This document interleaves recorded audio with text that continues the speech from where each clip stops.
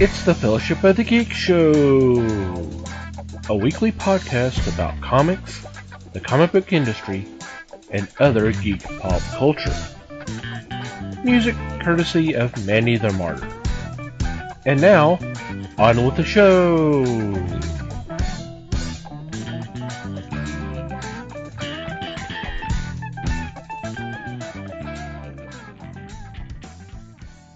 Hey there, everybody.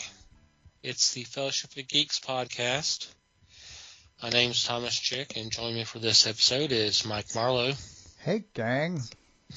Les Webster. Hello, all. And Liz Newman. Hello, everybody. How are you guys doing? Doing well. Pretty good, yeah. Groovy. Hope everybody out there is doing okay. So what's been going on in your corner of the galaxy? Well, I finally finished Fallout. I liked it. I liked it a lot. I'm happy they're going to do a season 2 because they really set up some good storylines to do that.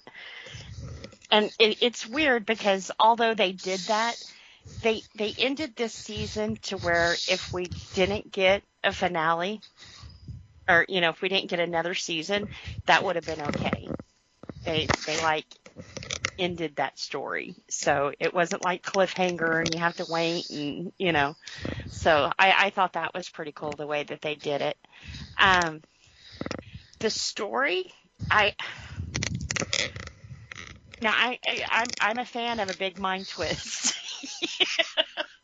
And the last 2 episodes, that's all it was a complete, it was kind of telling you, okay, you remember when you saw this? This is why, so everything just kept getting weirder and weirder, and it was like, oh God, I love this.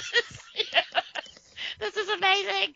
So, I think everybody, wonderful job.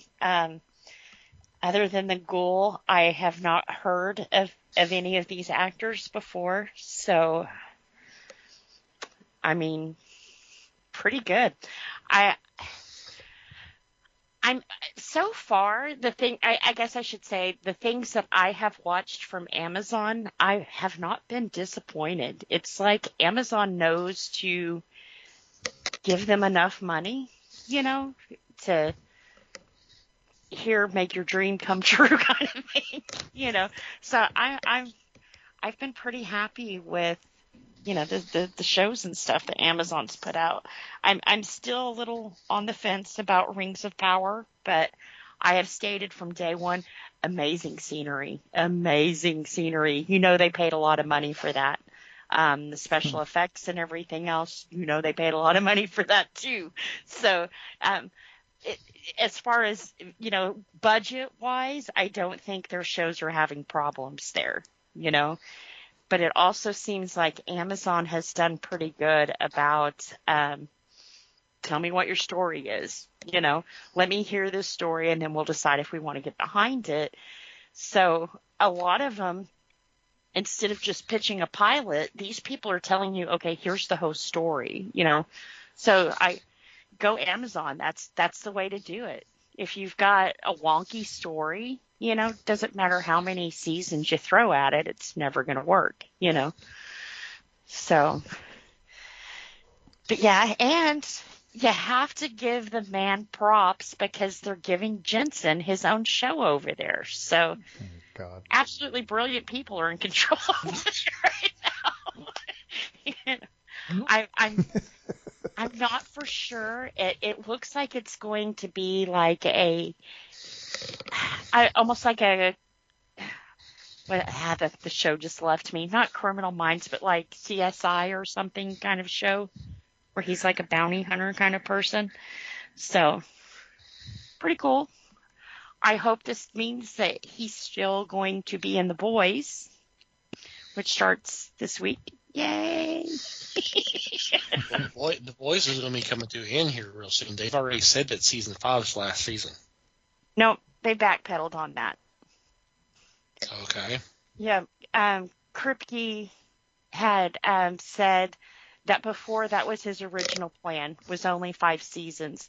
He says, but his original plan for Supernatural was only 7. He says, so I am great at shooting myself in the foot.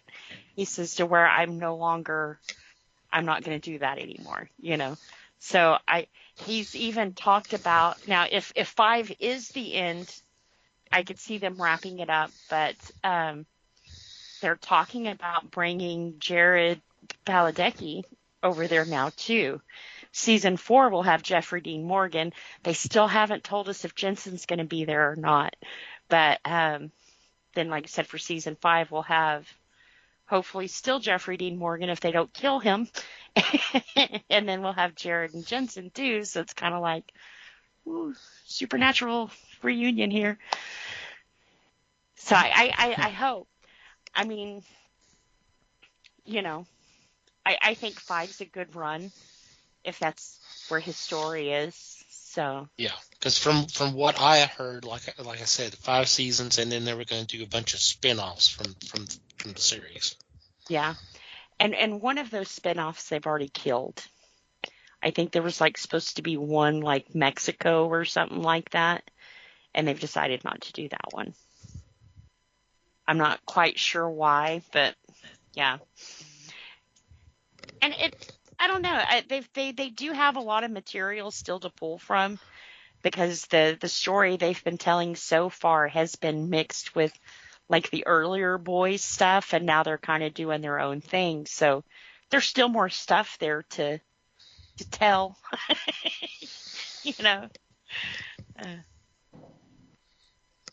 But I think this became a bigger hit than what they realized it was going to be. And I'm not saying this just because it's Jensen, but I think when they brought Jensen onto the show, that's when their numbers really jumped, and they were kind of holy shit, it suffered the Jensen effect, because you had all these fans who have been in limbo. Liz. That's not a thing. We're not calling it that. We're not calling it that. No, I can't. Every show he's been on have doubled their ratings, But you had the vacuum of Supernatural fans who there was nothing for them to watch with him. So everything that they've put him in so far, Big Sky, The Boys, Tracker, all of them just really jump in ratings because he's there. His show didn't do that, huh? Yeah. He wasn't in his show. Oh, okay. Yep. And not only that, he wasn't narcissistic enough to make that a hit. I get it. I'm with you now. Yeah, okay. he and then at the very end they tried to throw him into the show. It just, at that point you had already lost your viewers. But the main thing about that is they were changing canon to Supernatural, and the fans, myself, I didn't want to watch that. I know people absolutely love John and Mary. Oh, they're Sam and Dean's parents, but I'll be the first to tell you they were assholes. They were absolute assholes. It's people want to forget that these were bad parents. John left the boys in motel for months at a time while he was out hunting. Then when Mary comes back from the dead, the first thing she does is she runs away from them. So these were absolute shit parents. Why do I want to watch their life story? Because that's drama. Watching people's shit lives is drama. That's literally what that means. But they tried to make them these virtuous people. And it was no. But not only that, the reason why John went crazy and abandoned his kids is because when he lost his wife, that's when he figured out that she was a hunter. He was never a hunter before that. So now all of a sudden you're going to put them together as teenagers hunting? No. That changes everything. It explained part of why he was a bad dad, and they took that away from him. So it was kind of So yeah, there were so many problems with that show. Yeah, see, this is why the Star Wars prequels didn't work too. But anyway, basically the same problem. Yeah, you lay too much canon down. Where do you go from there? Exactly. So, but he did make my stalking job a lot harder, and he sold his bar. What the hell? No. Christ. You realize this is becoming the Jensen show now, right? Right. But just a little snippet there. But yeah, I think The Boy starts the 13th. Yep. And then, of course, if anybody's been watching Mayors of Kingston, the 3rd season started. Now, this is the season since Jeremy Renner died. This is his first role back. His character. No, when he died in that snowplow accident, when when Life Vat got there to get him from that accident, he was dead. They had to bring him back to life. So he actually died in that accident. So Okay. it's weird because, you know, we saw pictures of him after that, and I'm looking at him now, and it's like, yeah, he's got a few extra little dings. You know, he was never a smooth, pretty boy. You know? But it's, other than maybe a limp that he walks with, you can't really even tell anything's happened to him from the last season, you know? So I think he did a wonderful job on his rehab.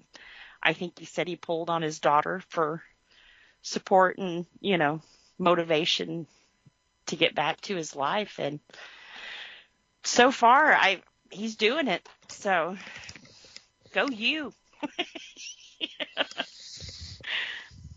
And then one last thing. Week before last, I told you guys about how Disney built America, and I was telling you about the guy that did the marketing. Well, that is actually a series. I didn't realize that it was like, I think there's 6 episodes to this. Mm-hmm. So I only saw a piece of it. I caught another piece of it the other night about, I think they do one whole season on Snow White, and they do another season just on episode. They do another episode just on the theme park. So, like I said, there's 6 episodes. If it was interesting, you know, or curious to you, I think Discovery finally put it on their streaming stuff. So it's pretty interesting. I didn't realize that Snow White was the highest grossing animated film still ever. That I think they said if you break down how much it made then, and, you know, with inflation and everything else to today's times, it would have made over $400 million at the box office in 1937. So that's crazy. That's some big money. And this episode, there was a part about the prince that he just was not happy with. And he went to his guys and he was like, look, I'm going to have to redo this. We're going to have to, you know, I think he said it was going to be like $300,000 to make these changes because the prince just wasn't doing what he wanted it to do. And the guy pretty much told him, no, we're done with this. You've spent too long on this. You've spent too much on this. You know, this is it. So when he put it out, you know, he was kind of scared to see the audience's reaction. And when he finally came to that part with the prince, he looked out, and I think he said it was Marlon Brando was down there crying. And he was like, I did it. You know, I brought animation to life, you know. So pretty cool. I didn't realize how big Snow White was. I mean, yes, I did, but not to the franchise as a whole. If that movie would not have been successful, we would not have the Disney we have today. They wouldn't be here. They would have went bankrupt, and he never would have got his theme park.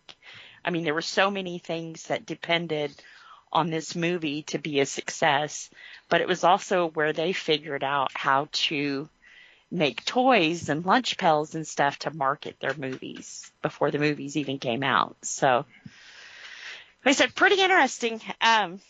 Even if you don't like Disney, just to see some of the things and the big strides that they've made in the entertainment industry is amazing. You know, they set the standard and they set the bar, you know.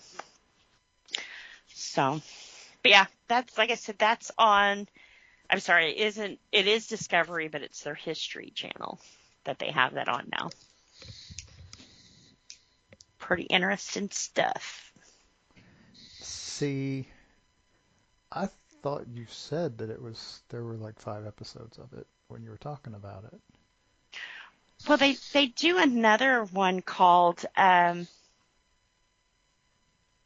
it's like a whole series of things on how like mega brands built America, and I thought they had changed one of them for the Disney thing, the Oh, you title thought of this it. was part of that. Okay. Yeah, Oh, I get but it. Okay, I'm with you now. Because, yeah, when I looked it up afterwards to get the titles right, I was like, okay, this is a separate thing.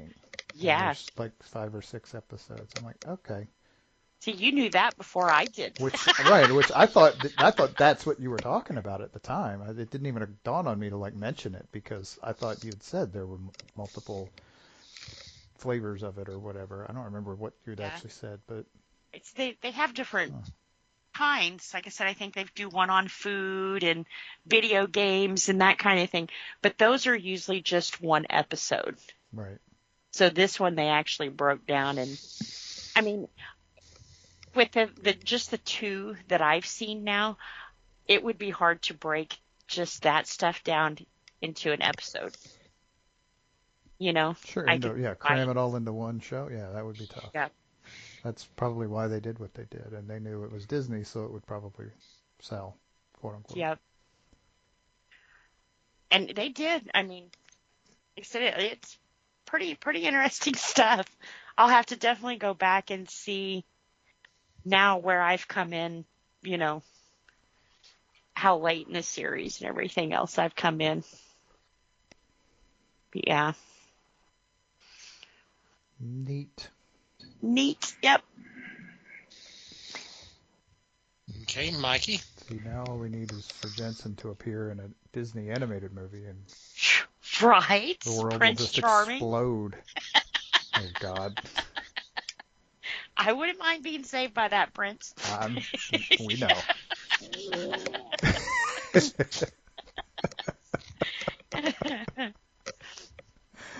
Oh gosh, the fun we have.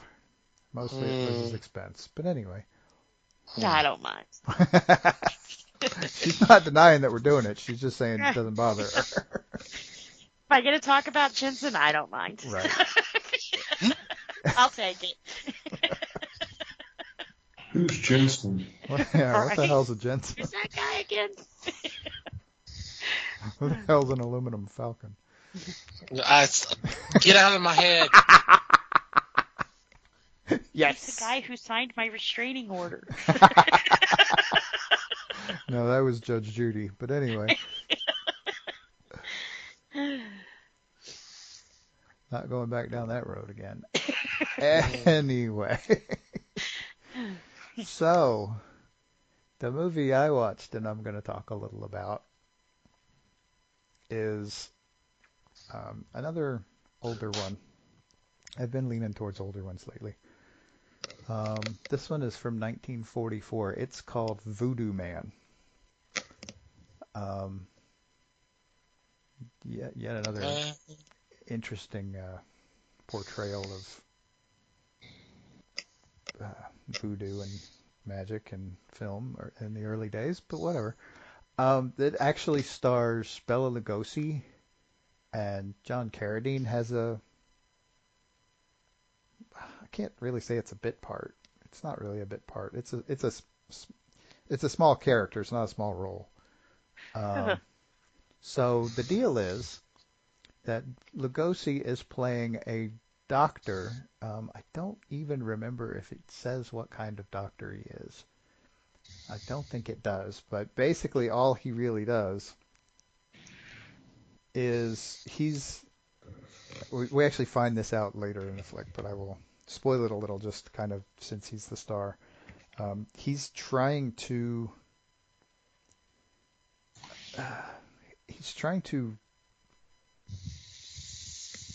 basically reconstruct for lack of a better term, soul of his pretty much dead wife. He claims she died, but she's actually kind of still walking around in a catatonic state. For someone who's been dead for 22 years, she still looks pretty good. But anyway, we'll chalk that up to movie magic and move on. So what the deal is with this movie is we start off with a guy he's actually a screenwriter in LA.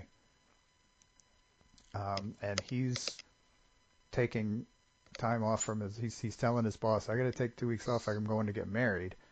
And so he then leaves and starts driving to some small town out in the middle of nowhere. And he runs out of gas. And he gets picked up. And he gets picked because it's the 40s and hitchhiking was a thing. He gets picked up, but he gets picked up by this woman who's driving down there, and turns out they have common people in their lives. So it's kind of a weird coincidence. But what ends up happening is they get detoured off the road, and she gets kidnapped, and he just kind of gets stranded out there in the middle of nowhere. He finally finds his way into the local town and finds out that this is actually like the 5th or 6th disappearance of a young woman in this area. And apparently it takes a Hollywood screenwriter to give the local cops the idea that, oh, they've all disappeared near this one guy's house, which is out in the boonies. So they finally go talk to him, and it's this doctor, who's played by Bela Lugosi. And yeah, after hemming and hawing around, it's a little indirect. It's like they're trying really hard not to get too into the metaphysics of all of this. But yeah, essentially, he's got this guy. Lugosi's character has a buddy who's taking these kidnapped women that are being kidnapped by John Carradine and another guy, and basically trying to transfer their souls into the body of his quote-unquote dead wife. And they're showing this ritual where there's John Carradine's character is banging on a drum, and the other guy there's like music happening, and it's lots of chanting, and it's really very Hollywood cleaned up version of what should look like this weird perverted thing, and it's just a very Hollywood treatment of it. And they end up figuring it out and saving the girl and all the girls who they're just sort of who are in the same catatonic state and just wandering around. They keep them in little closets. It's very creepy. And John Carradine's very creepy in this role too. It's really kind of fun. He's probably the highlight of this movie. But yeah, they end up breaking up the final as the screenwriter's fiance is getting ready to get her soul sucked out. They come in and save the day. And the wife actually dies, and Bela Lugosi's character actually gets himself shot by a cop and dies, and everybody goes back to normal all of a sudden, and everybody lives happily ever after. And I won't go into too much detail because it's a cute twist at the end where the screenwriter writes all of this up as a screenplay and hands it into his boss, and there's a kind of a fun little jab at the end that I won't spoil, but it's a relatively short movie. It moves fairly quickly, although sometimes it doesn't seem to be going anywhere, but it ends up getting there anyway. It's not a fantastic movie, but it's not bad.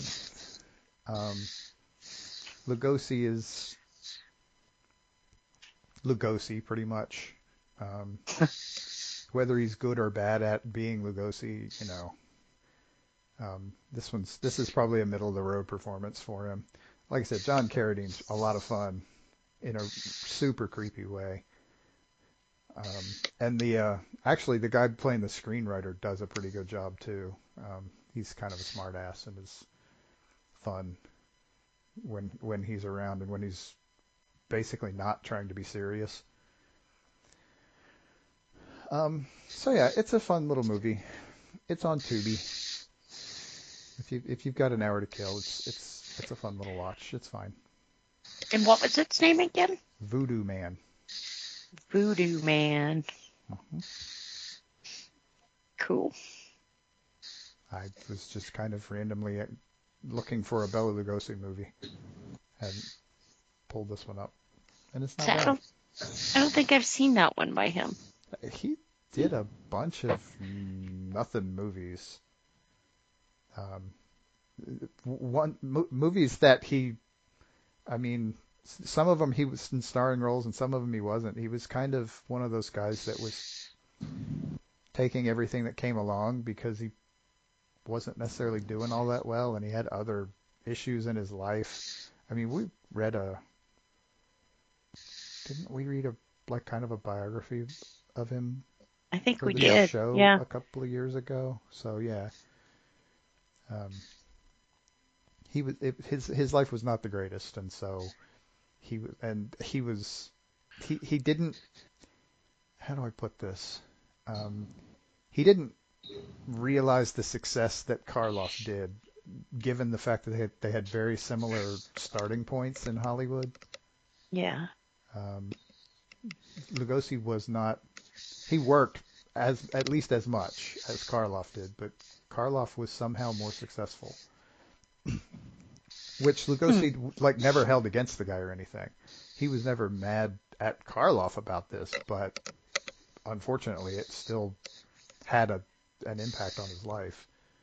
So, Yeah. yeah. This is just kind of, like I said, this is kind of just one of those middle of the road movies. It's actually kind of a starring role for him, but only kind of in name.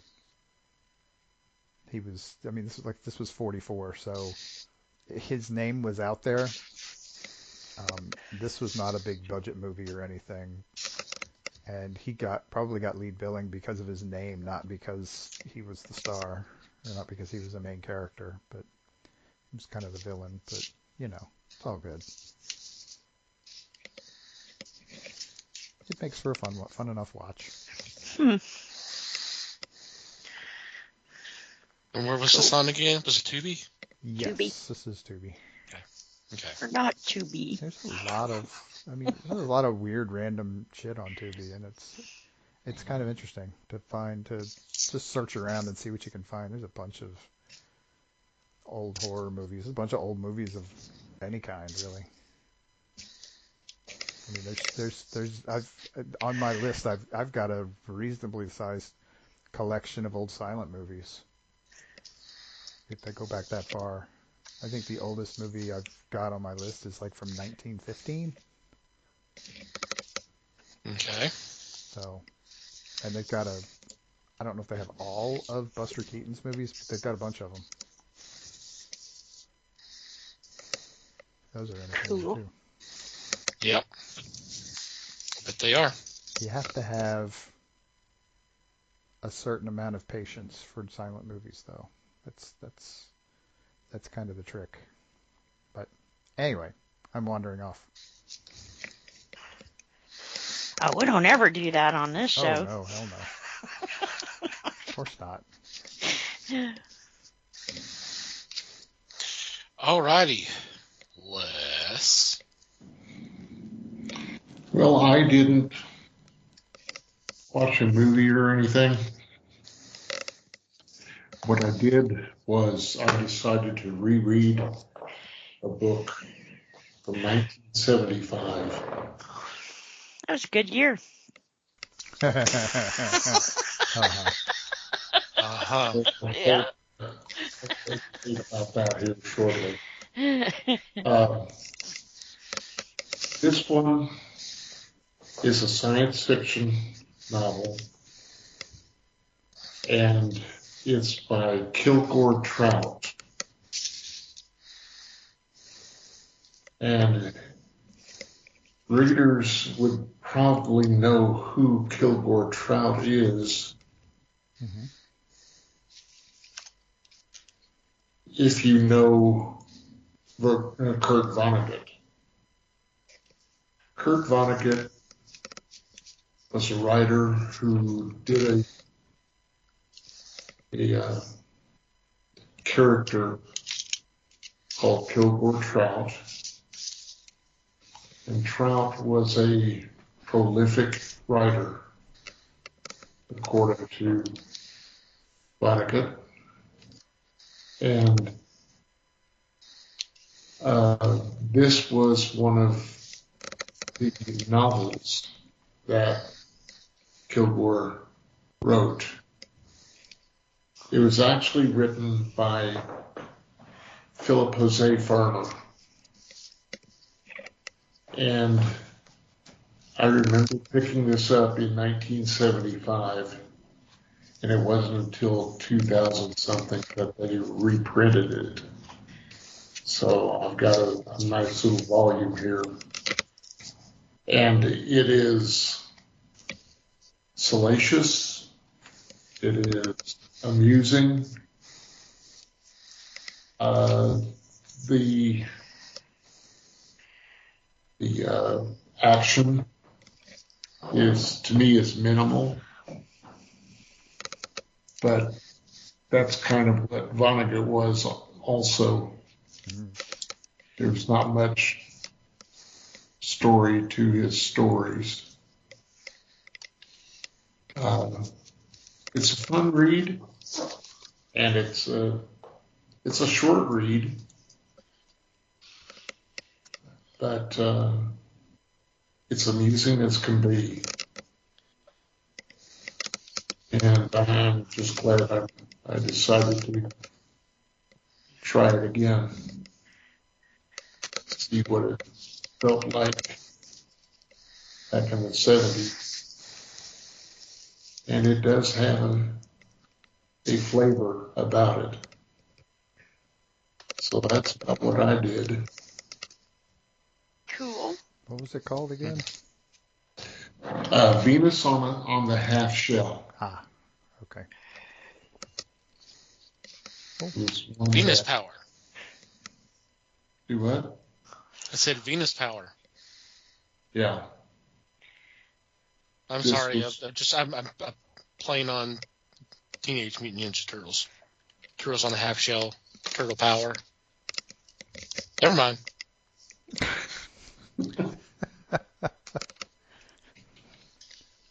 Okay. It was funny in my head. That joke might have went over better last week, but yeah.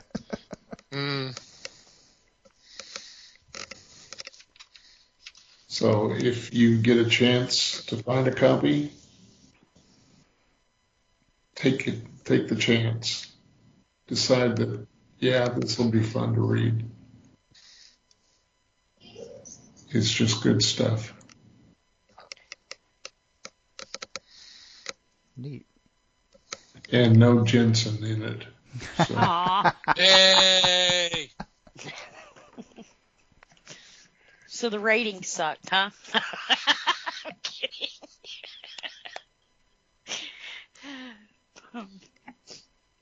Well, for me, not a whole heck of a lot. I did happen to catch the first two episodes of the new Star Wars series, The Acolyte, and this is very interesting. This could be a really good show. It takes place about 100 years before Phantom Menace, and we have a little bit of a mystery here as, the very first episode, we have a spoiler, a Jedi, well, I mean, if you've seen the trailers, you know. A Jedi is murdered. And so, trying to find out who did it. Well, although we kind of know, but how we got to this point, and there's a backstory between this Jedi and a few others. There's something in the past that apparently was not a good event, it involved deaths. So we're trying to find out what all happened. And it seems like the response has been really, really good. I've seen a couple of reaction videos that there are people that I followed, and they've enjoyed it. There was one I'm gonna try to be careful here because I Star Wars is always such a kind of a topic, a topic that's kind of divisive now. People feel strongly about it. Mm-hmm. Well, and in this particular case, because he's what I call a Georgian, and what I mean by that is Star Wars is the 6 films, and that's it. Anything Disney's involved, he's kind of, and okay, and that's fine. If that's the way you feel, that's fine. I'm not saying you're right. I'm not saying you're wrong. That's fine. But something I didn't even watch the reaction video. I couldn't even get through that because of his introduction. Because what he pointed out, and I'm not spoiling anything, because if you've seen the trailers, the couple of trailers, it's in there. So I'm not spoiling anything. We see a mysterious figure with a red lightsaber. So he's going, so the Sith has returned? Well, in the Phantom Menace, they talked about the Sith has not been around for, I think it was 1,000 years or some such like that. I'm like, I'm sitting here thinking, and I keep going over that in my head. I'm like, yeah, but y'all wouldn't have, the Jedi would not have known the Sith were back if it wasn't for the fact that Maul made his presence known. Plus the fact that the Jedi spend the next 13 years side by side with a Sith Lord, and they didn't know. Yeah. Oddly enough, they're difficult to detect. So the whole thing. So they pull their lightsaber out. Exactly. Well, which Palpatine was very careful not to do on the Senate floor, Yeah, exactly. Duh. Right. So, I mean, and he's talking about this being a retcon. I was like, well, it could be a retcon, but it may not. Because, I mean, they worked in the shadows. They worked in secret. They didn't want people to know they were around. So they may not have been gone all that time. They may, obviously they weren't, because someone's been teaching, passing on the abilities and the teachings of the Sith. So it's so, I don't know. It's excuse me. That kind of got on my nerves, and it's like, okay, well, you're not going to accept this show, right? You're walking in completely biased against this, so maybe we'll pass. So, like I said, I liked it. The fighting is incredible. The acting is really, really good. A lot of new creatures, and the makeup and all that looks great. I mean, it's got a potential of being a pretty good series. So we'll see. Cool. But that just kind of unnerved me. It's just like, I get. Look, I have to a degree defended the sequel trilogy, even with my problems, and I've defended some of the other shows, even with all their problems. But it just seems like there's an automatic, well, Lucas is not involved, so it's going to be bad, or it's not going to be good, or I'm not going to enjoy it, or that kind of. It's like, wow, okay. Well, I mean, I think too, from what I've seen, it's suffering from what a lot of Disney/Marvel things have suffered from in the past couple of years. Before it even comes out, before we even see a trailer of it, they automatically tell us, well, you're a piece of shit if you don't like this, because we're racist or homophobic. I hate when they set you up like that, because it's kind of like, I don't know. It kind of. Well, and on the same token, like I said, people shit on these movies and shows they do. just on the fact that Lucas is not involved. Yep. And I'm like, it. Yep. And I'm sure there are people who don't like the main star, and that's not my problem, but they automatically throw me into that category if I don't like the story, or if I don't like the scenery, or, So I tend to shy away from. I'm very opinionated, so I'd hate for. Wait, what? You? Right. No. For people to go, oh, well, she didn't like that because she's racist. No, I didn't like that because I didn't like it. Stupid. Yeah. Didn't resonate with me. But I don't know why they do that. You're turning off a whole fan base before you've even given them a chance to see it. I always call it the Hitler complex, because anytime you get into an argument, if someone throws Hitler into the conversation, it automatically shuts down. Because where do you go from there? You can't argue it. You don't want to argue it. And that's kind of what they've done to us. They've thrown Hitler at us. Well, if you don't like this, it's because you're this, or because you're Hitler. Yeah, and it's kind of like, wow, okay, So I seem to remember with the sequel trilogy, a lot of people hating Ray, and it's like, well, how can she be able to do all this? And it's the whole Mary Jane thing, or a Mary Sue, or whatever. And it's just like, so if it was a guy that did all this stuff, you wouldn't have a problem with it. Yeah. Is that what you're telling me? I mean, Luke did essentially the same damn things, and it was okay then. But if a girl does it, holy cow.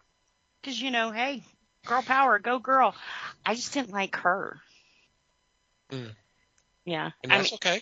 And it wasn't just her, though. I just didn't care for the film she was in.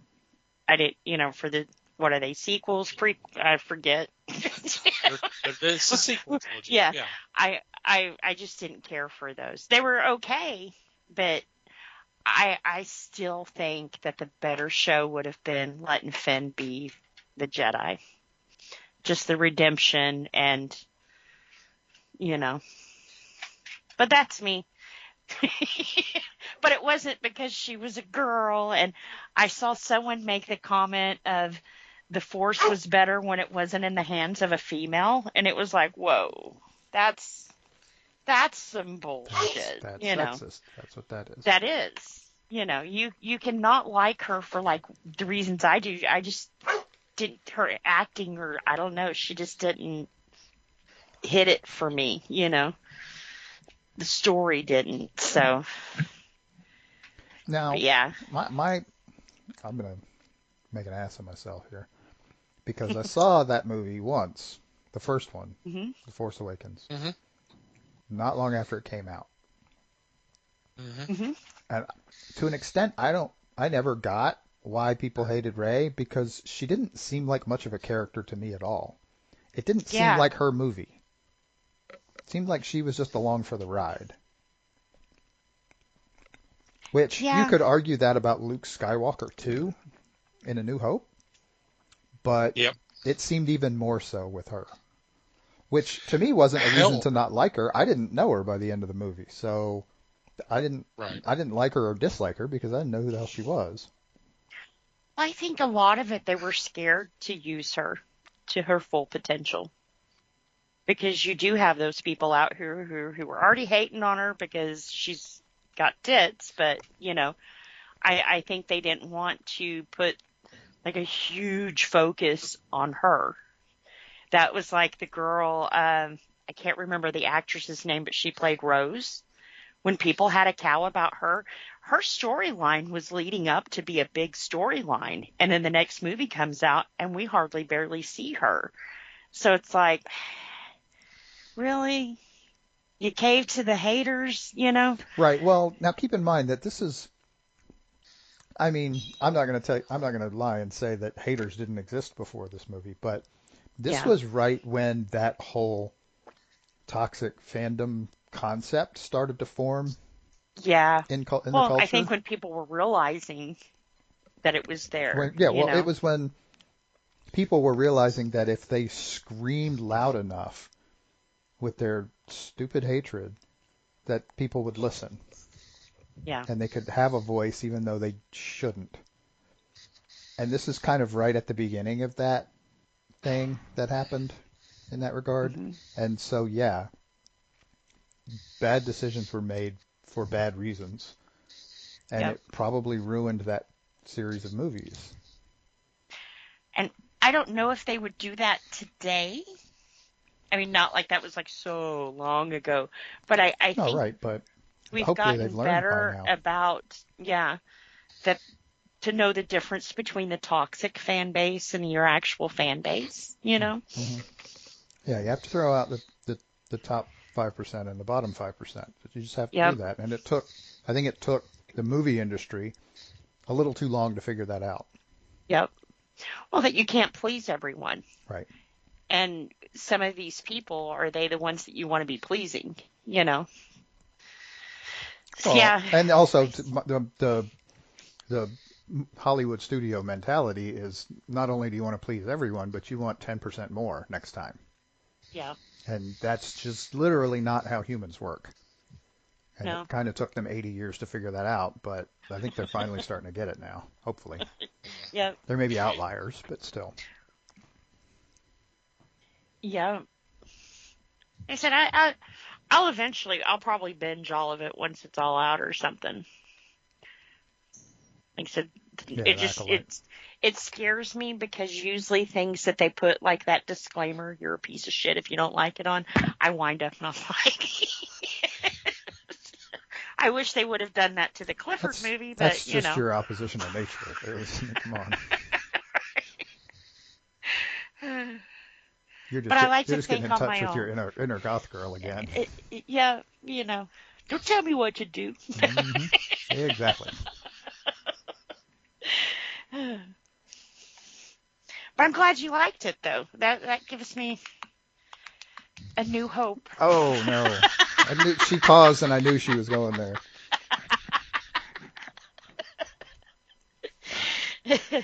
Ouch. I don't get a quote. Good night, everybody.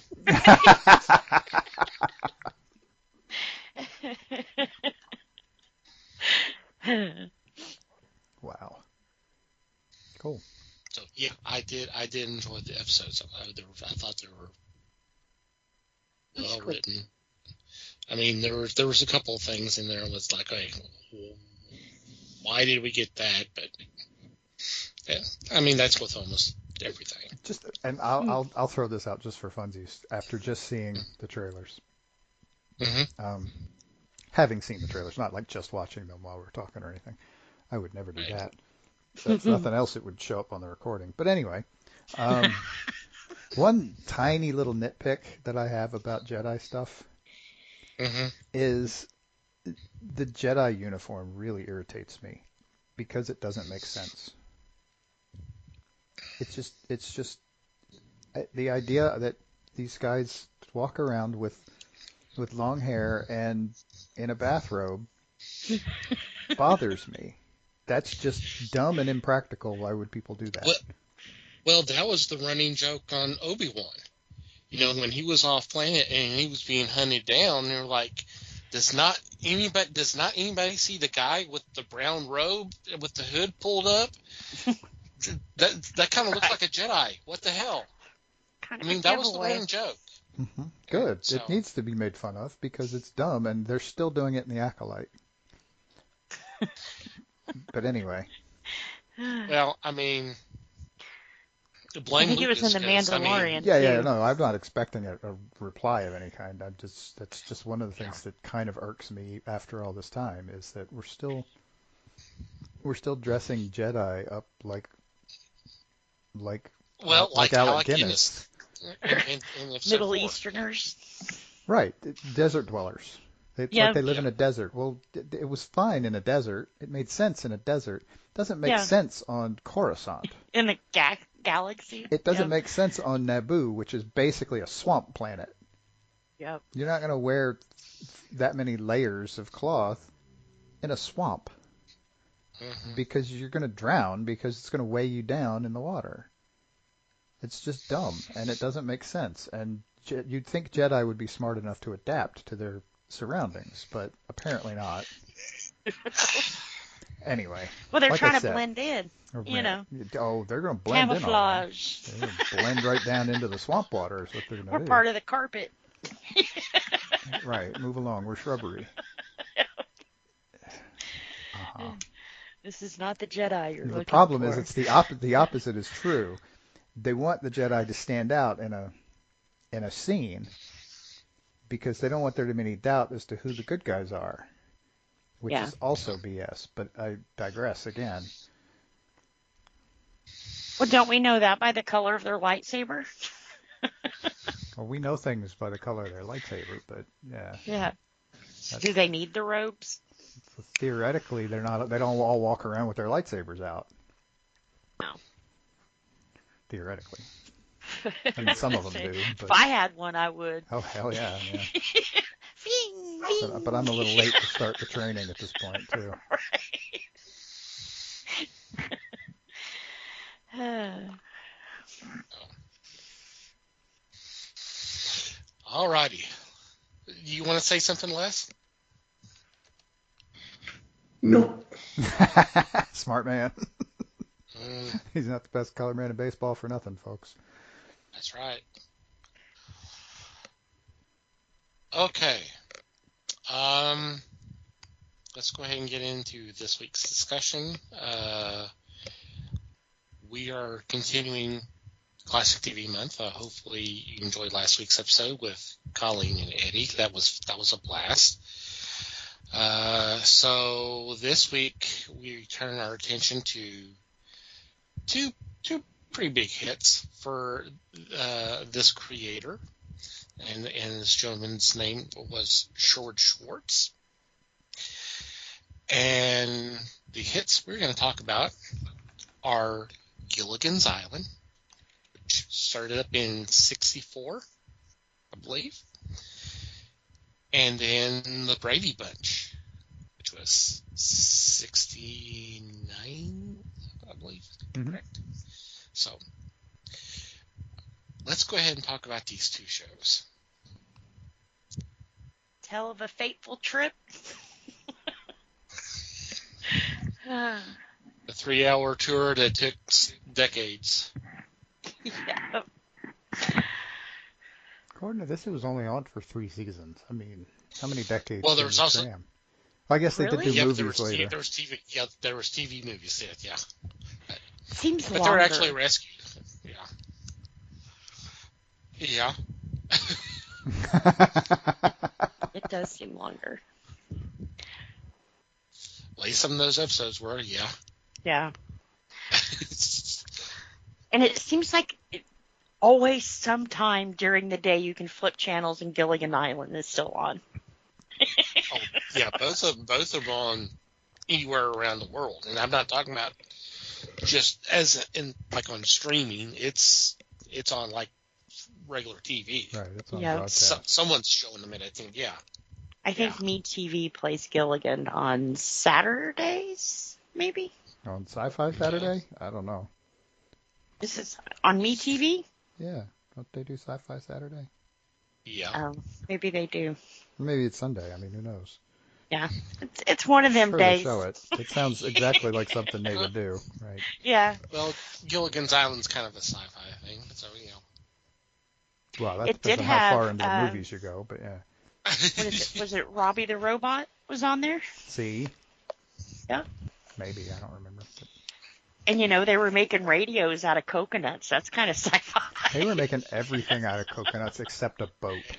A boat. Yep. Or, you made a radio. Why not something you could talk to people and go, hey, we're here. And I always thought it was pretty shitty that when they had, like, guest stars come onto the island, they would always leave them there. It was like, you're an asshole. You knew these people were stranded. Right, how the hell did you get off this island? And you couldn't Right, take so, any one of them with you. well, not even take them. Send a boat back. Not even us. Yeah. Right, take the cameras with you so we don't have to watch this anymore. Something. No, I'm kidding. I think my No, favorite you're not. episode That's okay. is the one that the whole Harlem Globetrotters team was on the island. That was pretty one cool. of the movies. Was it one of the movies? Yeah. And I liked didn't it. Didn't they play against a robot team or something such? I think they did. Yep. Made out of coconut So there's a by the professor? Sure. Something. Yep. And then they left them. Right. But the same time that they were doing that, they were also on Scooby-Doo. So I thought it was pretty cool, Hey, they I had didn't some watch serious basketball. marketing during that time frame, during that early 70s time frame. The Yeah. Harlem Globetrotters were a big deal. Huge. Well, and I remember getting stuff like in school and stuff about them. Mm-hmm. So Lasted a while. they did. They're still around. And it was pretty cool what they did, I'm not a huge basketball fan by any means, but they would do more of the trick shoots and that kind of thing. So that was pretty cool. And anybody who was friends with Scooby, I mean, come on. But I think that was the same time. See, you're just saying that because Scooby's best friend was this big old stoner dude. That's what we call Sean, is Shaggy. Good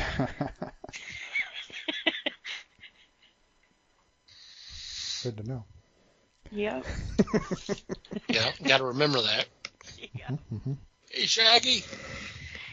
And I think, too, he kind of reminds me of Matthew Lillard. Even now that he's gotten older and cut his hair and everything else. That's what I told him. I said, you still look like the guy who played him.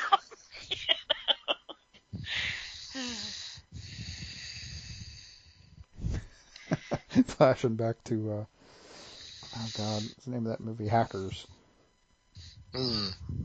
Yeah. That Matthew Lillard. But anyway. Okay, they were on Scooby in 1972, and they didn't do the Gilligan Island movie until 81. So they did Scooby first.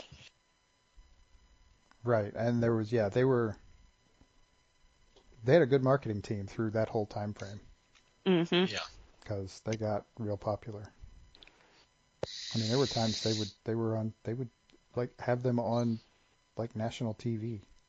Mm-hmm. And tons of kid shows. Uh-huh. Like his guest appearances, that kind of thing. Mm-hmm. I bet they were on Sesame Street. Oh, almost certainly. Hell, they were on Futurama. Much later, obviously, but and not in their literal incarnation, but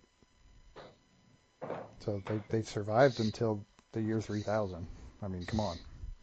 Dun, dun, dun. Stump loose.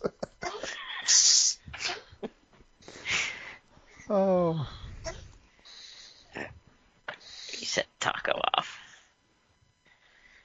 Who played Ginger in the movie? Which movie? I would have to go back and look, but I think she did. Tina Louise did some of them, but I don't think she did them all. No, I knew that she despised playing it, so I was sure that she would say no to it. Yeah, that may depend on the size of the check involved, but yeah. True. Actually, looking at this, Judith Baldwin played her in at least some of the movies. Who had been around, who's been a very busy lady. She's done a whole bunch of stuff. A whole lot of TV work. Including a role on The Bold and the Beautiful. You talk about the whole thing of guest stars showing up on the island, and then basically they are able to find a way to get them off the island and go back to the mainland and leave them there. It's amazing how many times they did that freaking plot over the 3 seasons. It was almost every week, or it seemed like it. Or a variation off that. It's like, wow. I mean, you'd think that anybody stranded on an island would be trying to get home. So it sort of makes sense. Now, they went about it in an awfully weird way, too. It was certainly weird that nobody seemed to be looking for them. Mm-mm. I mean, and you have a billionaire in your midst. There's no way nobody's looking for him. God, a movie star? Yeah. Now, if that would have been Jensen, I would have swam to that island. Wow. Tune in coconuts.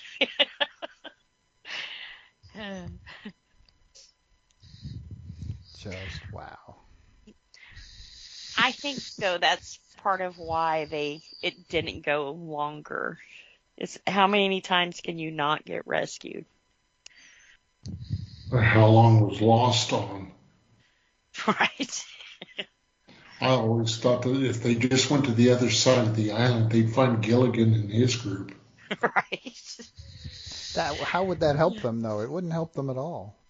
Well, because then the professor would have had a whole airplane to work with. Not sure that would have helped. Yeah. More robots for basketball, more radios.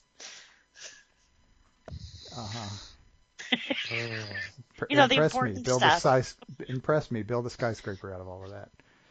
Right. Get Mr. Howell involved somehow. He was probably my least favorite on the show. Who was that? The House. He just, I don't know. Being stranded with Mr. Magoo? Are you kidding? That's crazy. Right. Champagne, my dear. Anyway. I went back and rewatched Gilligan's Island after I found, what was the name of that show? His name was Maynard. Work! Toby Gillis. Toby Gillis. Yeah. Yeah. Nick at Night used to do like black and white TV, and they played a ton of like Toby Gillis, Patty Duke, I think even The Flying Nun, But after I saw him in that, it was like, maybe I need to watch Gilligan's Island a little bit better. I liked him better as Maynard. He's kind of the same person as Gilligan, but, not as dopey, though. Or not that dopey. Different kind of dopey, right?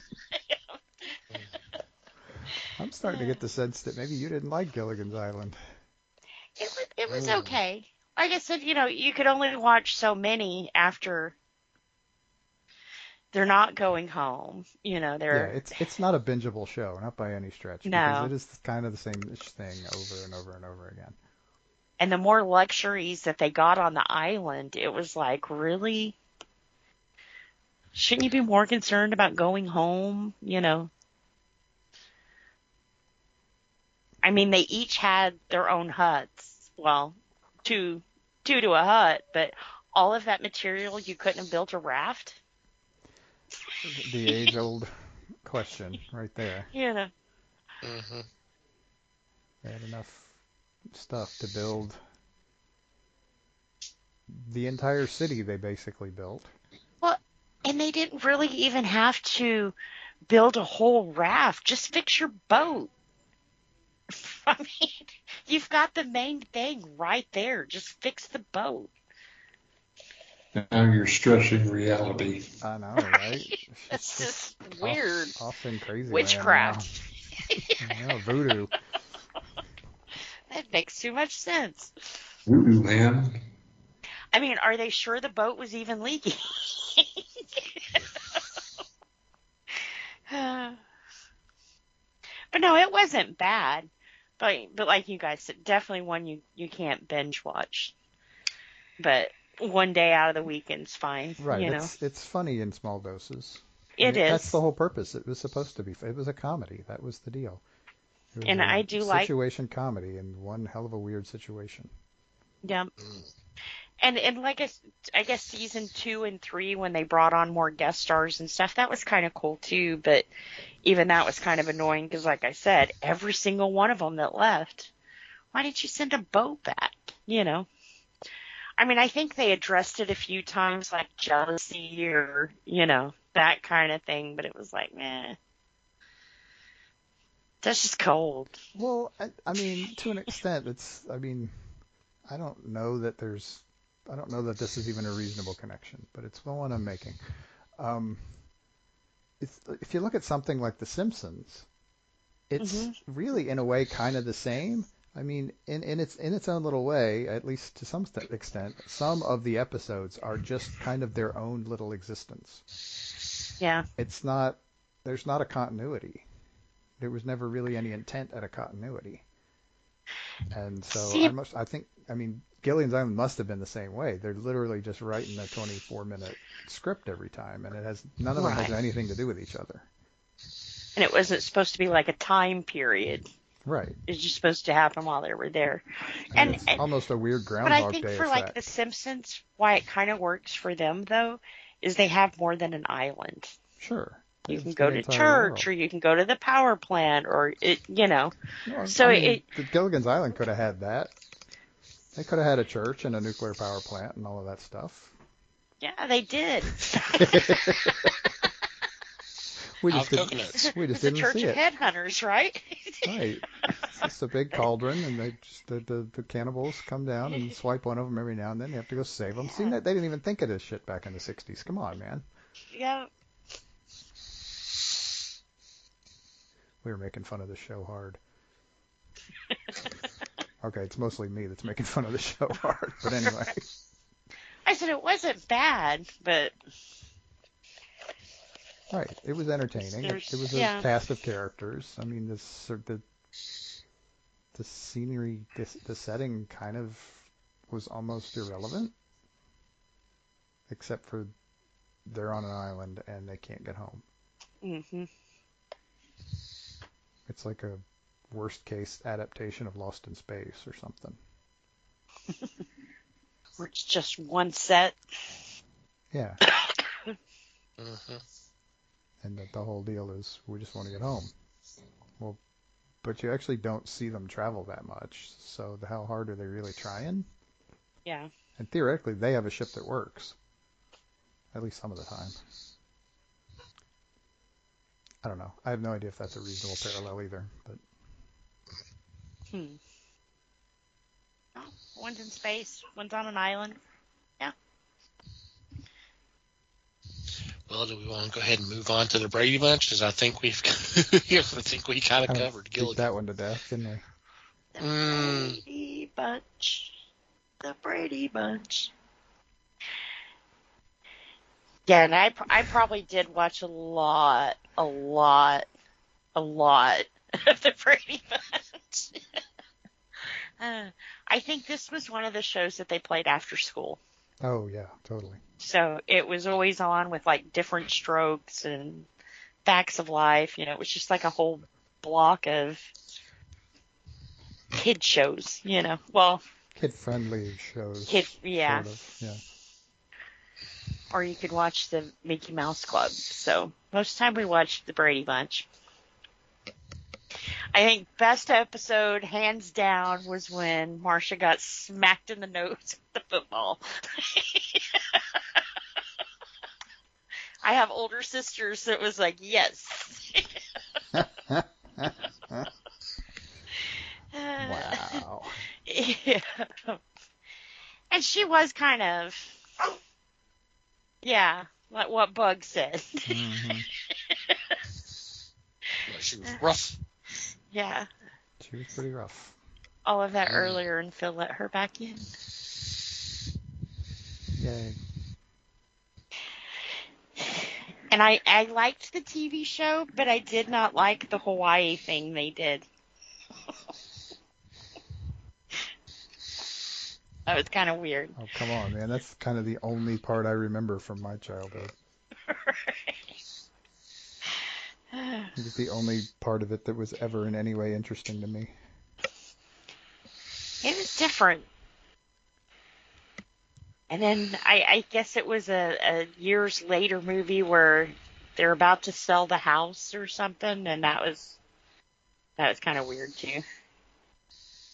But Masha wound up showing up on one of my soap operas years later. That was kind of weird. She was like the evil mom.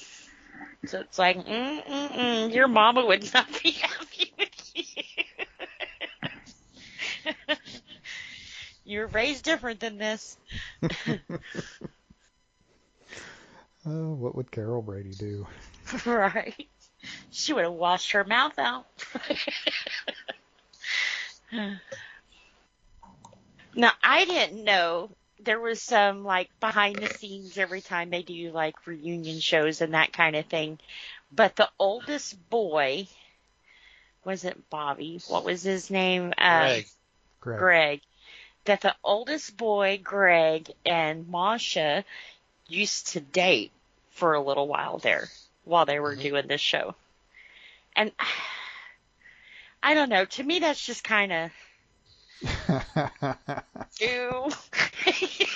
He's your brother kind of thing. Barry Williams actually went on a date with Florence Henderson, too. Huh. Yeah, he got around. It sounds like he was it. a playa. Yeah. Like mother, like daughter, huh? But yeah, I just, I don't know. After him playing my brother for so long, that just would have been too weird. No, thank you. They're not actually related, Liz. I don't know. Anytime you see these big successful shows, they're all like, "Oh, we're family. We love each other," and so if they have that kind of bond, and then you're playing her brother, that's weird. That's just weird. Acting. Yeah, It's not dating her. It's all pretend. Yeah, but possibly even the dating part is pretend. Who knows? Yeah, maybe it was. I don't know. I think something like that, especially during that time, you wouldn't want to be too. I don't think it was publicized at the time either. No. This is because of course we didn't have internet. Yeah. Yeah. Right. So. They had fanzines. Tiger Beat magazine. Tiger Beat and whatever the hell the rest of them are called. Team something or other. I don't know. Yeah. I never really got into those either. But. Why? Yeah, right. I was more into like Thrasher, the skateboarding magazine and stuff. Mm-hmm.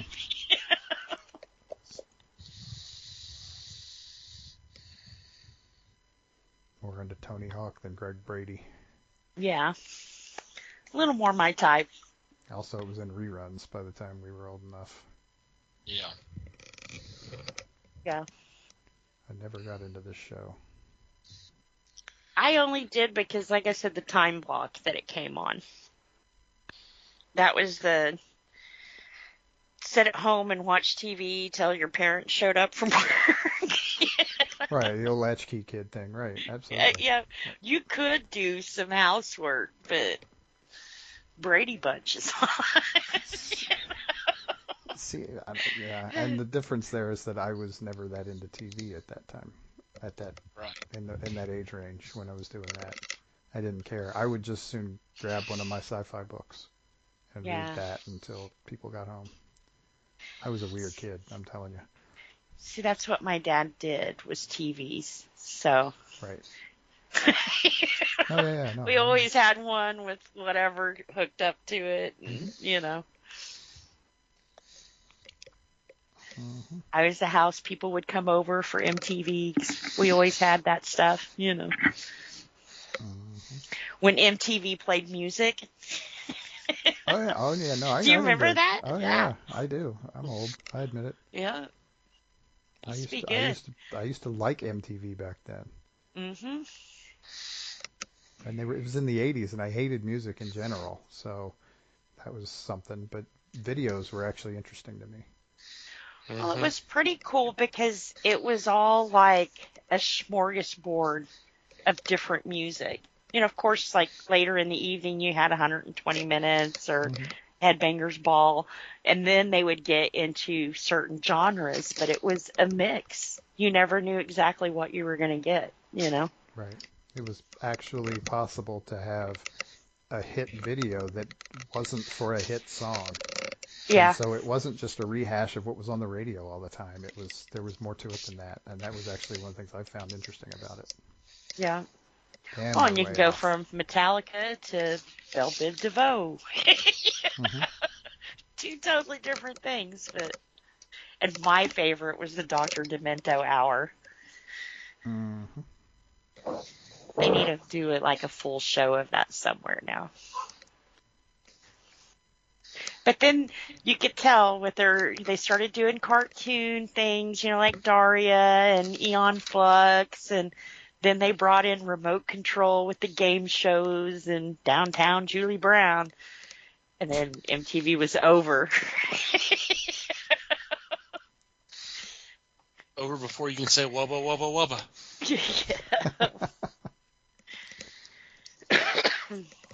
So the Brady Bunch, huh? Yeah. They had a singing episode that was something. Wasn't that in Hawaii? No, that was not in Hawaii. Well, then Isn't that that was where kind of Bob- like the Partridge Family did this better, okay? Right, and that was probably the deal. Probably direct competition at that point. Yeah. Yeah. Well, wasn't the Partridge Family before the Brady Bunch, though? Right around the same I time. don't know. Was I didn't it? look up the Partridge Family. See, I keep putting Partridge Family with, like, Father's Knows Best and... Brady Bunch started in 69. That was, like, Partridge way Family earlier. started in 70. It was direct competition. Huh. That's cool. Partridge Family was ABC. Oh, wait, no, so was friggin' Brady Bunch. Hang on. Apparently it wasn't direct competition. Apparently they were feeding off of each other. They were... Like vampires. Well, and if you think about it, the Brady Bunch wasn't a singing show as much as the Partridge Family was. Right. So they probably just did a one-off because they did have the Partridge Family, you know. We couldn't use this over there, so let's use it here.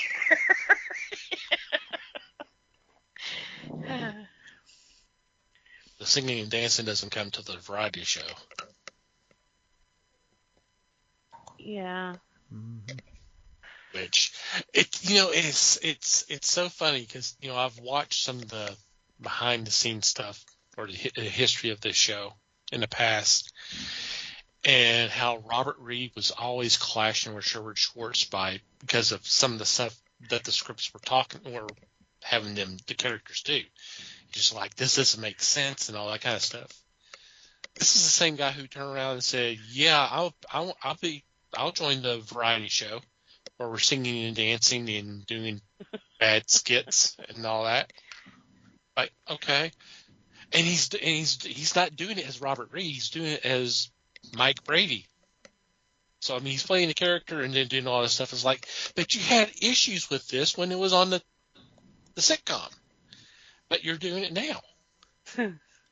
Okay. Better money.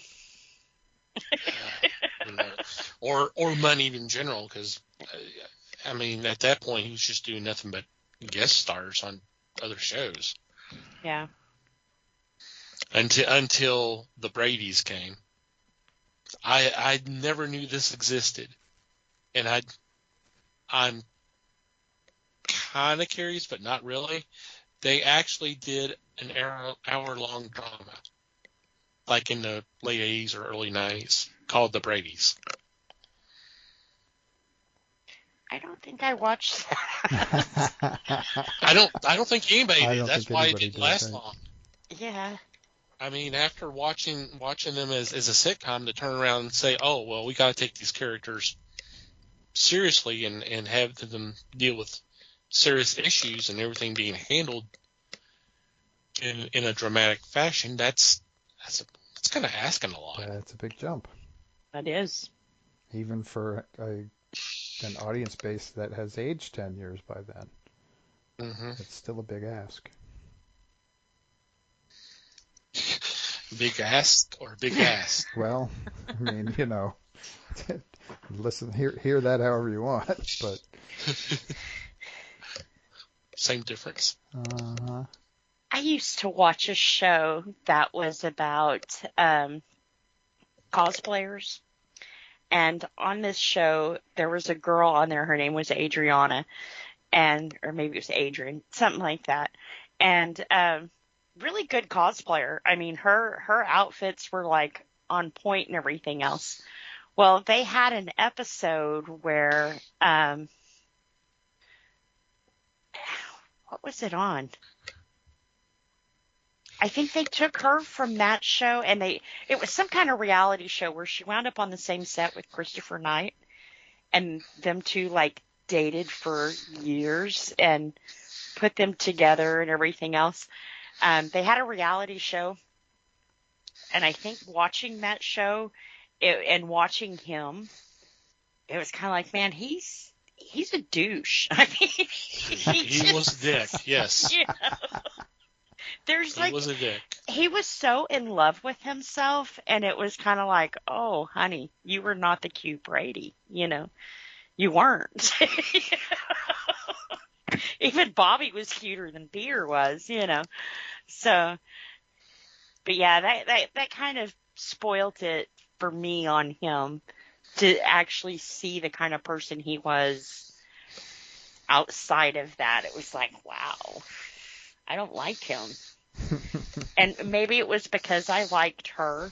And he wasn't like abusive, but he didn't treat her well at all. She had her own fame.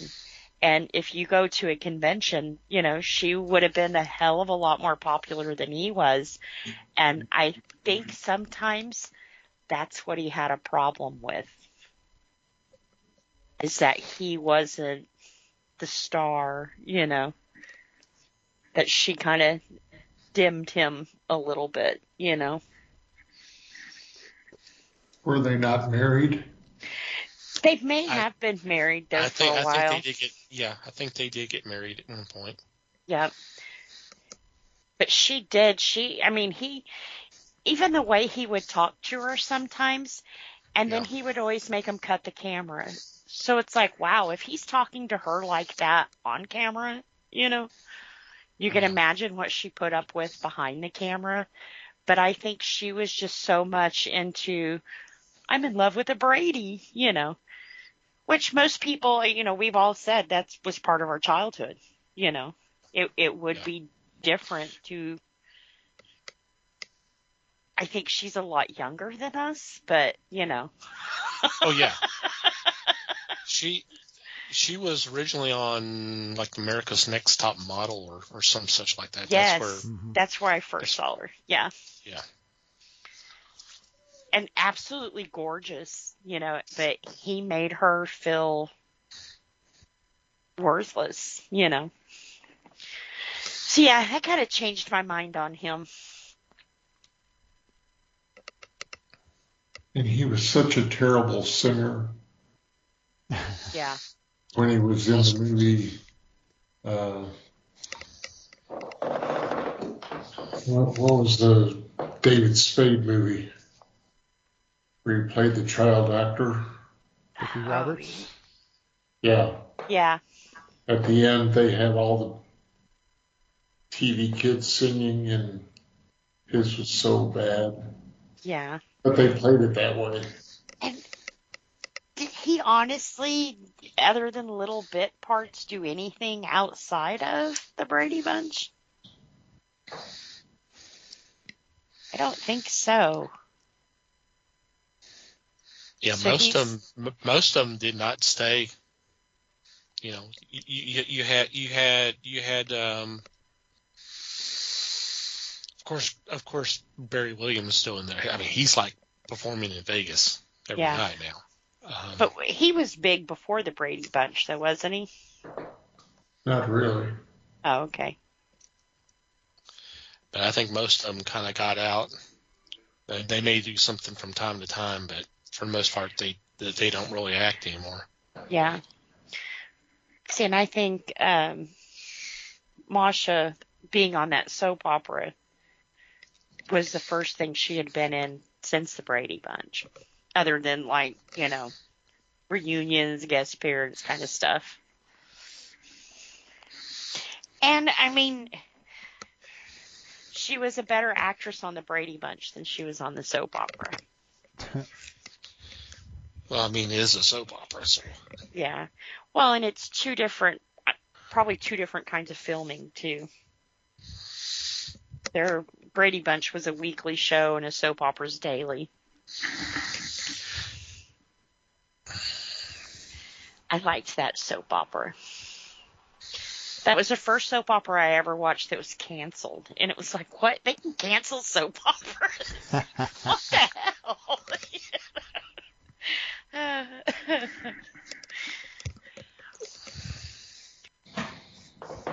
Yeah, I think whether you liked it or not, the Brady Bunch did do a lot for TV. It was one of those clean shows you could watch with the family that dealt with a variety of normal family issues. I know I probably gravitated to the Brady Bunch because there were so many kids, and I came from a family of 6, so, it was kind of like, haha, you got 2 more than me, but I think it just made it more relatable, in a family that size. I'll buy that. I would have to go back and double check this to make sure, but I believe this was the first show that actually showed the husband and wife in the same bed. Oh, that wouldn't surprise me at all. Yeah. Because before that, it had always been separate beds. But I think this was the first one. I thought Dick Van Dyke and Mary Tyler Moore did that. Nope. No, they were separate beds. No. Oh, I thought they pushed their beds together.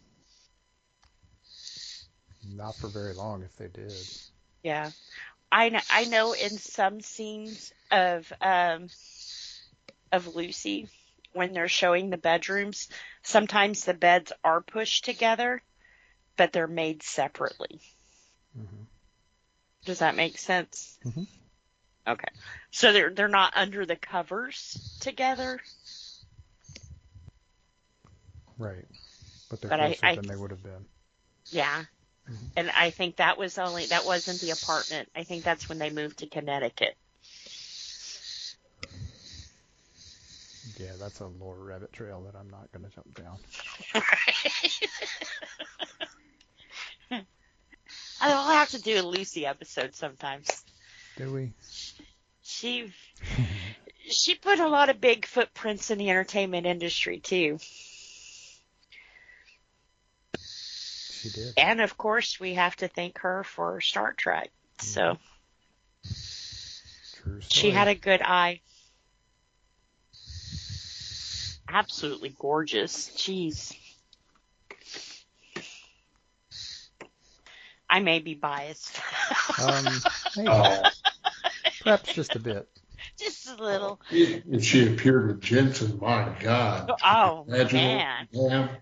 She'd have to be like his grandma or something, but yeah. Ooh. Would be like the eclipse. You'd have to have special glasses. Because you just couldn't She handle would the have beauty. noticed the talent, too. Uh-huh. I would have liked to have seen her stayed in production. You know, I would be curious for what more she would have done with Desilu. Yep. Would have been interesting. Mm-hmm. Well, to me, the two moms that were the most watched were Brady Bunch and Partridge Family. Yeah. And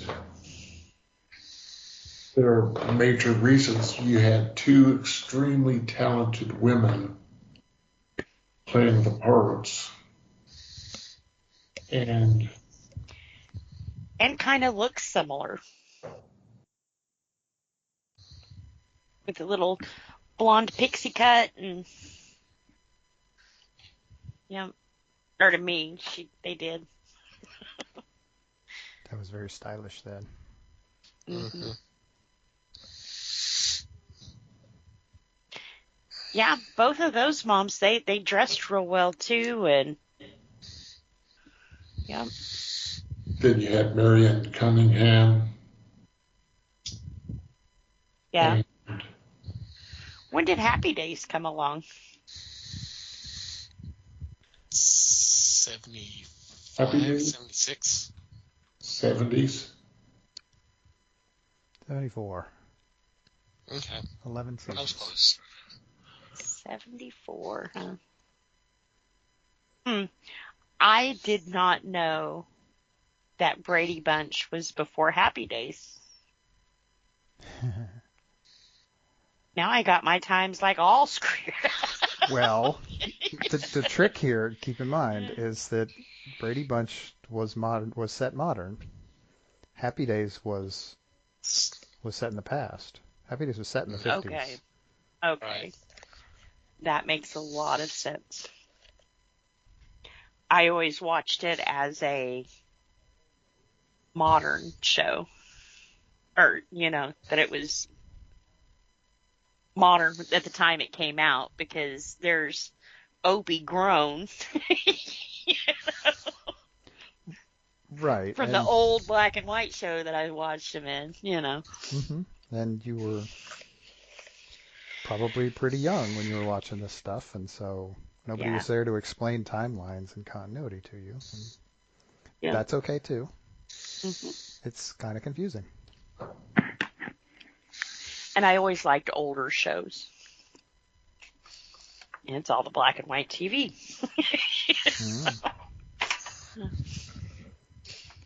Imagine we'll get into more black and white TV before this is all over. I bet we will. I think we will. And on that note, I think we're going to go ahead and take a quick break and be back with Geek News for You.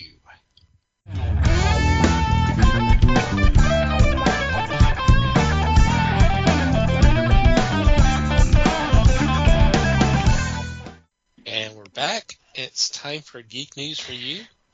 In this segment, we bring a couple of news items to the table for discussion. This week, it's Mikey and myself. And Mike, would you like to go first, please? Oh, sure. I love going first. Okay, so I kind of technically have two, but one of them is much smaller than the other. The big one first. Last week, the news came down that Alamo Drafthouse cinemas are closing their North Texas locations. They have five locations here in the Metroplex, and those five plus I believe it was one in Minnesota. Yeah. That's owned by this specific franchisee. They closed all of their locations at once and immediately filed for Chapter 7 bankruptcy protection. So, I mean, that's rough because, I mean, Alamo Drafthouse is kind of a cool place, and they do lots of really neat programming for kind of obscure and underseen movies. And I mean, they also show current stuff, but it's kind of a thing that, as a movie watcher, you kind of hate to. I mean, I don't go to theaters anyway, so I'm in a way kind of a weird guy to be bringing this up, but I think it's important anyway, so I'm bringing it up. But they kind of serve a really unique role in the kind of in the movie industry in general, and kind of locally here in Texas, and it was a bit of a shock. I mean, admittedly, the movie industry has been having difficulty bouncing back from the pandemic because all of a sudden people were not allowed to go out. Well, not allowed to go out in public, but it seemed like a bad idea at the time. Mm-hmm. That has gotten somewhat better, but I mean, we got new options for watching movies during that time period, and so not 100% of the movie-going audience was going to go back to movie theaters after this. So yeah, I mean, you can see that the movie industry is maybe down significantly, but you hate to see it on a, well, if not local, then at least regional level, because I think Alamo is based out of San Antonio. I mean, I could be wrong on that, but it makes sense, right? Right. And so this seemed kind of sudden, I guess is where I was going with that. And it was made a little more puzzling by the announcement that the actual Alamo Drafthouse Cinema office made, which was that they were interested in reopening the theaters when they can. So maybe there's going to be more to this story than meets the eye. I guess we'll have to hang out and see on that one.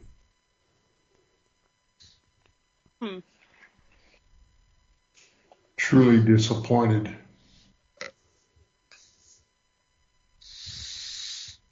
Yeah. I have a friend who worked there, and he woke up to an email telling him he didn't have a job anymore. Worked the night before, you know. To me, that was the shitty part. That's super shitty. You know. I mean, you're going to tell me that nobody in that place knew that the night before? I mean, come on. Yep. Well, and he had said something about they're not getting their last paychecks either. Also, they'll have to go to court for those. Yep. Well, and here's something else, because when all that came down, you know, I went through all the motions and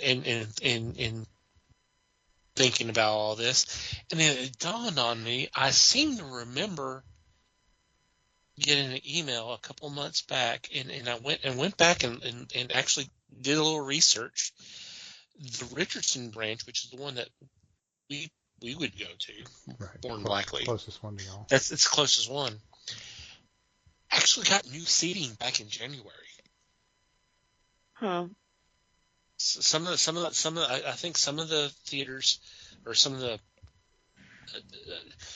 some of the screens, actually yeah. Screens, got new seating in January. Which is a significant capital investment. And I'm like, why would they be putting that kind of money out if they're losing their ass? Because this looked like this was late January, early February, and here we are in not even mid-June. Right. Yeah. Yeah. So we're talking 4 months. I'm sorry, I just don't see how. Right. The movie industry did not collapse in the last 4 months. No. No, it's been down for a while, and boy, that's all I see now because I do see a lot of stuff on box office, and everybody's making a big deal about this past weekend with Bad Boys 4 making about $56 million domestically. Damn, that's pretty Dang, good. that is. And that's theaters only. And that's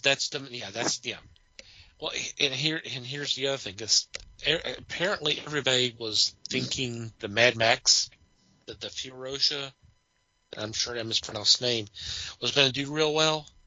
And it's been out for several weeks now. It's at $58 million domestically. So Bad Boys almost beat it in one freaking weekend with a movie that's been out several weeks. That's just the way things are right now. Right, a movie that was from what I've seen is pretty well. The Furiosa is pretty well received. Yeah. People seem to like it. Yeah. Well, and it's a prequel to the last one, which did really well. Yeah, everybody liked Fury Road. Yeah. But then again, that was also several years ago too. Sure. Things have changed. Yeah, it was long ago that I've seen it. Yeah. Well, I sat here and thought about the last time I was actually in the theater, and it was at Alamo. It was Avengers Endgame. So it's been 5 years since I've been to the theater. Mm-hmm. Right. Our true theater rat in this group is definitely less. Yeah. I know he's been back to the Alamo several times. Hey, I went and watched Paw Patrol. Yeah. You want to take a bow for that?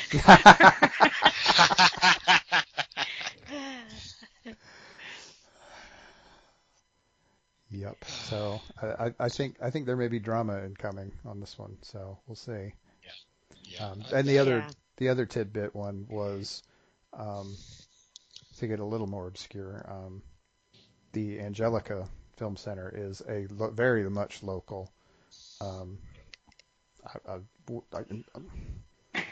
pair of theaters. I can't even really call it a chain.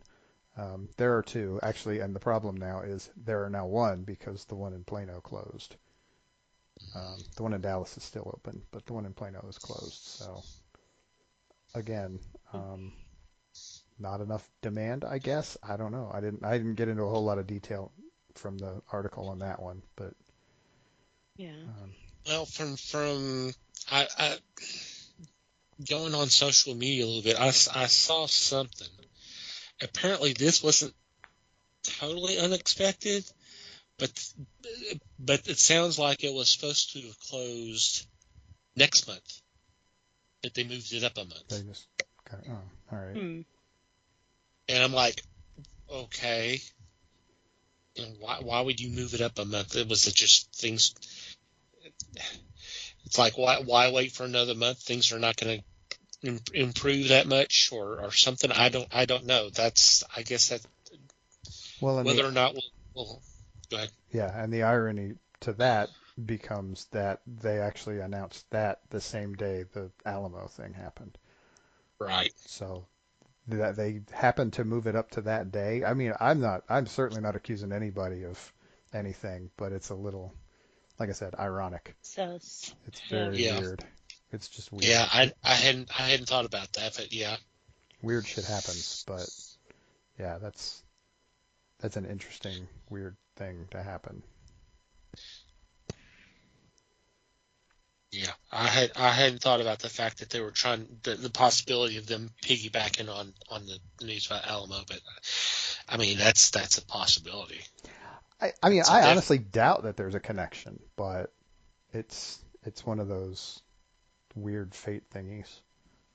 Yeah, it could be just bad timing. Yep. Yeah, just things really that make timing. you go, Oh God. 90s dance music for the win. As I say, classic TV. I'm staying on theme. Anyway. Mhm. Okay. That is sad. Yeah, it is. Yeah, Alamo, Alamo was a fun place.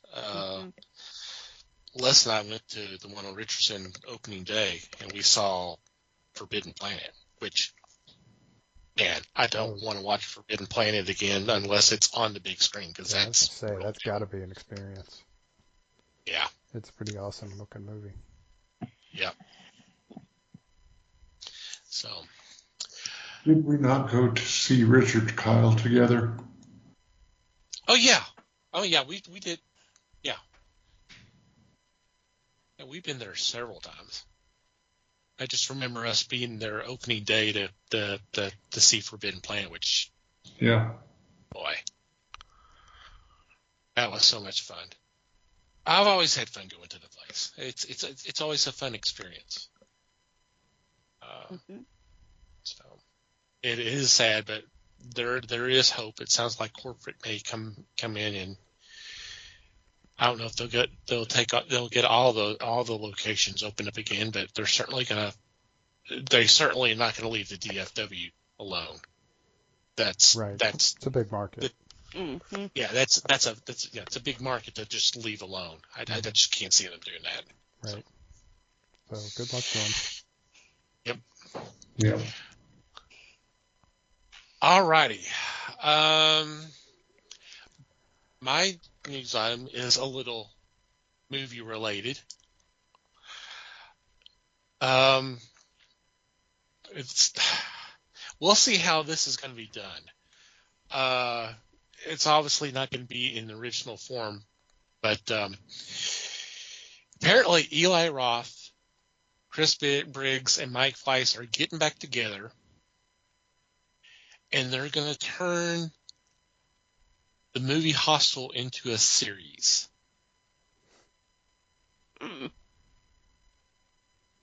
And what according to the article, quote, the Hostel show, which currently is in development and does not yet have a platform attached, is described as being a modern adaptation and an elevated thriller.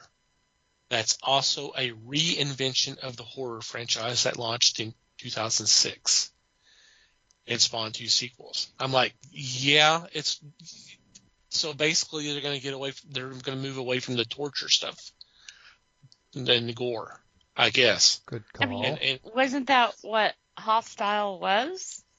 Yeah. Well, yeah. I mean, I'm sure there was a story somewhere in that, but I've not seen the first one, but I've seen the second one, and the whole premise is these girls who went to Europe, yeah, and eventually get captured and are part of this plot of there's this place where the rich basically pay for the opportunity to torture and kill people. Yeah. And then bathe in their blood. And well, one did that. One definitely did that. So in both I'm assuming movies. I'm assuming the first one's the same way. Yeah. Yeah. So I just can't say that, but yeah. I don't know unless they did it kind of like American Horror Story, where they have the individual stories going on, but. I thought it was kind of weird they made a sequel to that movie, the first movie, but to turn it into a TV series is kind of a... I'm not sure how... Especially if they take the gore and torture out, there's not a whole lot left. The Hostel. Lost girls come stay at a motel? Well, I mean, obviously, if who knows? I mean, I hadn't really thought about it. It could be, these teens or college age students disappear, and there could be the whole thing of trying to find out. Yeah, I don't know. Find out what happened to them, or them get captured and they're not immediately killed off, so they're trying to figure out what the hell's going on. I don't know. Yeah. Or one of them die every week. Could suck their souls out to put them in your dead wife. That would be fun. So. Yeah. But here's the big shocker. If that wasn't as shocking enough, guess who signed on to star in this show? Lawrence Henderson. Jensen Ackles. Woo! That'll definitely get Liz watching. I was say I won't say Jensen. I'll go with Jared. How about Paul Giamatti? Oh wow. Really? Yeah.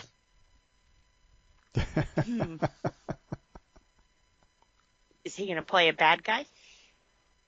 It could be. We don't know. They just all it knows that he's closed the deal.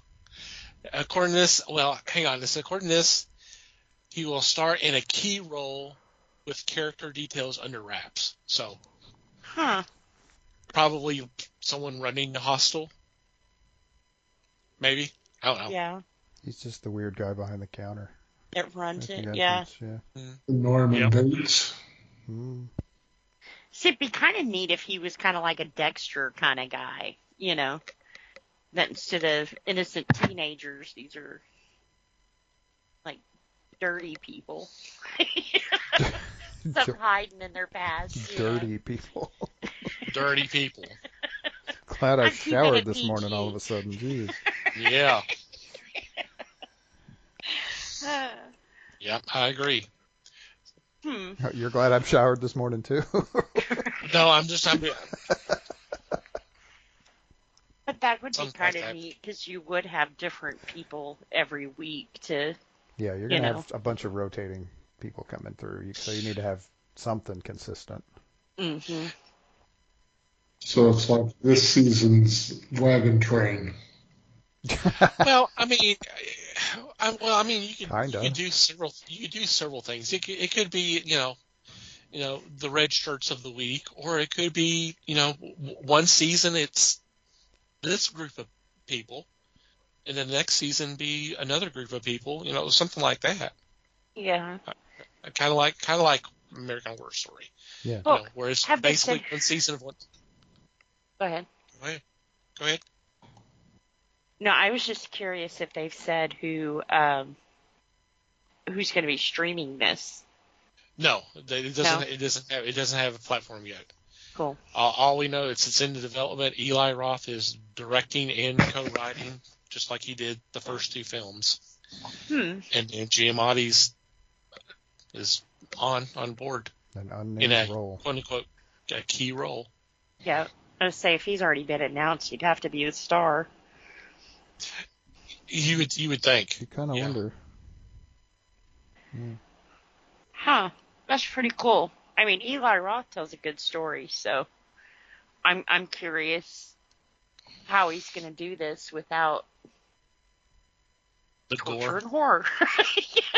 Well, I That's mean, the best yeah, part of because this, because well, I don't know if I agree with. Well, you know what I mean, though. You know. Yeah, That I mean was the that's premise. that's well, I mean that's that's the whole thing because I mean between this franchise and Saw, I mean that's where the whole torture porn or torture horror, whatever you want to call it, that's where it came from. It's from these two franchises. Yeah. Controlled chaos. That's what I call them. Okay. I'm comfortable on my couch. I'm safe. Fair enough. But I like the chaos. I mean, I've talked about being a fan of the Saw films, but I do have a lot of problem with the gore and the violence and all that. But and I know there's people going, then what are you freaking watching the films for? I kind of liked it. It's actually a really good story, and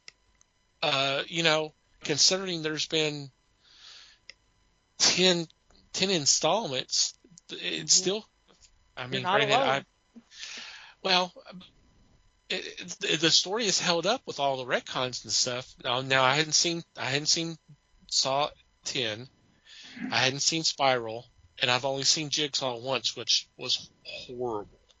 Yeah. But the first 7, it was actually it was actually kind of an interesting story, and it's especially with how they had to go back and go, well, this was actually going on during this time, but you didn't know that, you know that now, and that kind of stuff. It's a lot of the retcons this retcons over here. a lot of the retcons work, and they don't usually work.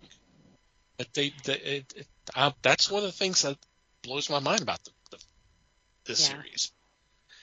See, and I like the gore and stuff because I like to see how it's done, if that makes sense. Because a lot of times different things go in to achieve that look. So, yeah, I do. So sometimes I can miss a totally bad story because I'm too wigged out on the special effects. Yeah. Hey, nothing wrong with that. You're getting what you want out of the movie. That's fine. Right. So. But yeah, Hostile was one of them I had to appreciate how they achieved that than the story, because other than the torture, there wasn't, the girls came up missing, but that was 10 minutes of the story, and the rest was trying to get out of this place and figuring out what was happening to them. Because I don't think they were kidnapped. I think they went willingly at first. Yeah. So. I think they were going as they were invited to a party or some such. I'm trying to remember. I've seen it once, and it's been a long time ago. But I have seen. I just hadn't seen the first one.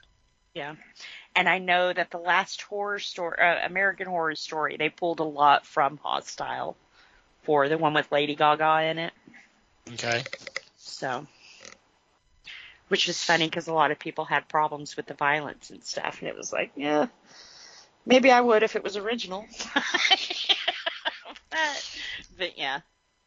It's been done. That's pretty cool. In the words of George Harrison, it's been done. It's been done. Yep. It's not too shocking.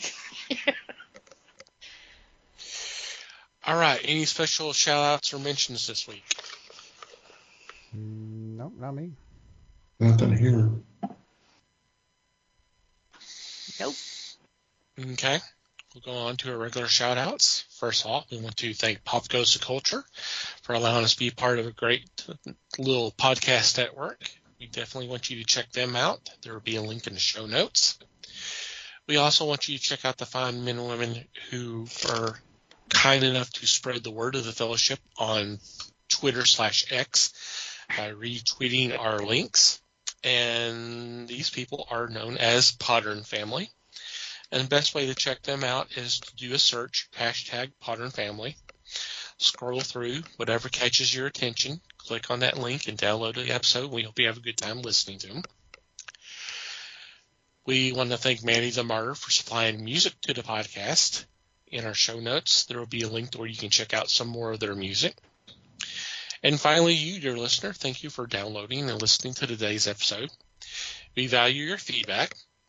Any comments, questions, suggestions, complaints, observations, what have you, please send them our way. Email at thefellowshipofthegeeks.net is our email address. Or you can go to the website, go to the About Us page, and there is a contact form that you can fill out there. I didn't mention this earlier, but we do have a Discord that you're free to join. Sign up is free. The app is free in all app stores. We do have an open invitation on our homepage. We post a lot of news items, stuff for discussions, stuff to laugh at, stuff to listen to, a lot of music and that kind of thing. We'll have activities on there, so if you enjoy the show, come hang out with us. We're usually all there. There's usually one or two of us on there all the time. Social media, we're on Facebook, The Fellowship of the Geeks. On X and Instagram, we are at Fellowship Geeks. If you want to follow our personal X or Twitter accounts, Mike can be found at Mikey Geek. Liz can be found at LN_Geek. Les may or may not be found at Fake Les Webster. And I can be found at TomTC Geek. And from wherever you download our episodes, if you'd be so kind as to rate and review the show, it'd be greatly appreciated. Anything else before we say goodbye? Just thanks, everybody. Yep. Thanks, everybody. Appreciate you listening. Thanks for listening, everybody. We appreciate the support as always. Until next time, geek on, my friends.